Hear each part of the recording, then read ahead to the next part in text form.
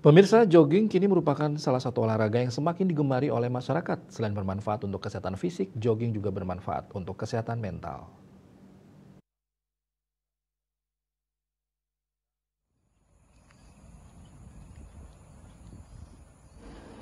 Ada beragam manfaat fisik dari jogging seperti halnya meningkatkan kesehatan jantung.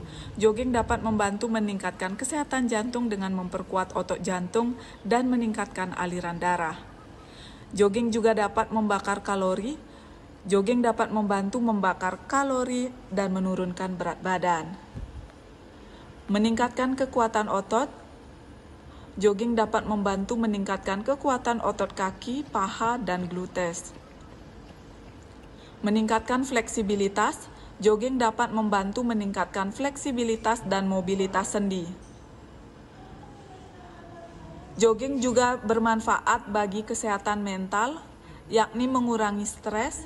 Jogging dapat membantu mengurangi stres dan kecemasan dengan melepaskan endorfin. Manfaat berikutnya yakni meningkatkan mood. Jogging dapat membantu meningkatkan mood dan mengurangi gejala depresi.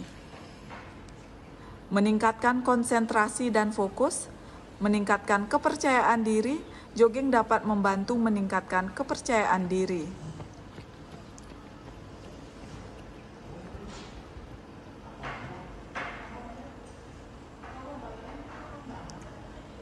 Bagi pemirsa yang ingin jogging, ada banyak tempat yang bisa dipilih.